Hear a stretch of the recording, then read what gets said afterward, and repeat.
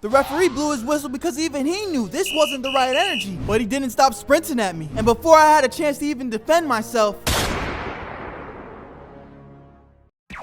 so this story took place way back in middle school, where my life only revolved around basketball at the time. It was the first hobby, sport, whatever you want to call it, that I truly fell in love with before I started making music. So my days looked a lot like this. Get up, go to school, go to basketball practice, and then if there wasn't a game, I would hit the gym and get some more practice in on my own. I was a bona fide full-time baller, baby, and I did school part-time. Cause in my eyes, I was going to the league. I was going to the big NBA, and there was nothing that I wanted more. Now every summer I participated in something called AAU basketball. It's pretty much just an extra way for middle school players and high school players to get some extra exposure. And when I tell you my 8th grade team was one of the best AAU teams in the country, bruh, there is no cap in my rap. It was like every team we went up against had no chance. It was a blowout every single night, bruh. It got to the point that referees would just call the games off early because of how much we were up. We were just mopping these guys. And I like to consider myself a humble guy.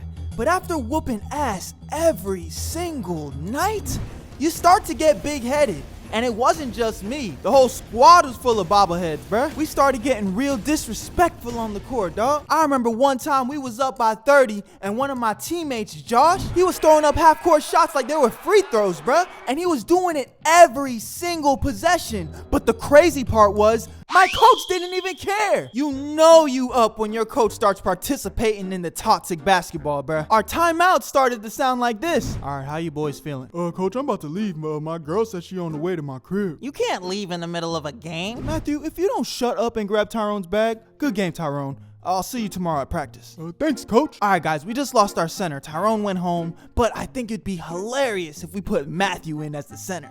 Coach, do you really think it's the best idea to put Matthew, our water boy, in as center? Yeah, coach, I haven't played a game all year. Look, here's the plan. We're going to get Matthew in, and I just want everyone to pass him the ball every single time. We're up by 40. It doesn't even matter. And this is how it went down pretty much every night. We were just blowing out teams left and right. Our coach was letting us do whatever we want. We were just practicing at this point. So fast forward to a Saturday. It was game day, and it was an early game, and I'm already not a morning person, so I was feeling extra disrespectful today. We were going up against a team, let's just call them the Rangers, that we already knew weren't so great. Their record was like 2-10. Like, come on. There was no way we could lose. Losing to a team like this would almost undo all the winning we've been doing. So the whistle blows, the game gets started, and it's business as usual. Before you know it, we're up by 10, and the crowd's going crazy. And I didn't even start this game, because usually with games like this, you let the bench players go in first so they can get their time to shine and show coach what they've been working on. So it's about halftime, and we're up by like 40 points, and you could just see the frustration on the other team's faces. Then only a couple plays later, one of my teammates went up for a layup, but then he got fouled so hard that the referee had to call a technical foul. Now, if you don't know what a technical foul is, it's pretty much a foul that's really malicious or overly aggressive. Or both. They're so bad, if you get 2 technical fouls, you'll get thrown out of the game. So a timeout was called, and my coach looks at me, and I'm looking at him because he knows what time it is. We're not about to let this team just foul us like that. I'm going in, and I'm about to get buckets. I'm trying to add all the insult to injury. So I get in the game, and my teammate inbounds the ball to me. So I'm dribbling the ball up the court, but one of the players on the other side, let's just call him number 11, was guarding me. Now, number 11 was like the Mike Tyson of basketball.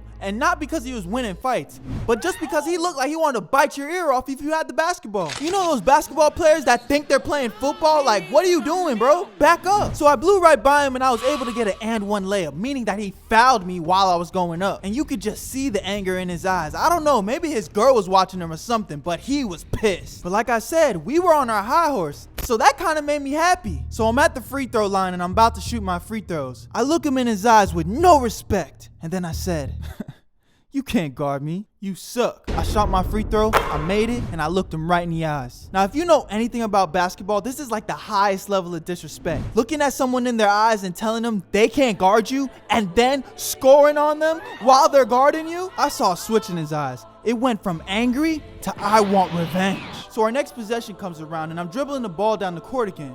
And number 11's still guarding me, but he's acting different this time. He was almost intimidatingly calm. The next thing I know, he was sprinting at me, getting closer and closer every time I blinked. But I don't think he was playing basketball anymore. The referee blew his whistle because even he knew this wasn't the right energy. But he didn't stop sprinting at me. And before I had a chance to even defend myself, I was airborne. This man picked me up, and body slammed me, bruh. And before I even had a chance to get up, everybody on the team was fighting, bruh. It was an all-out brawl, but I was pissed. Number 11 just picked me up and slammed me in front of my mama? Nah, I ain't going outside. So then I got up, but then I fell back down. I was confused. I looked at my legs and I thought to myself, why aren't my legs working?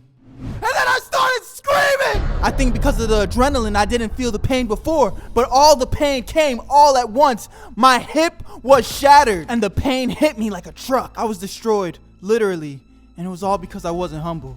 And maybe because this guy had some anger issues too. So eventually the referees got a hold of the players and they called the game early.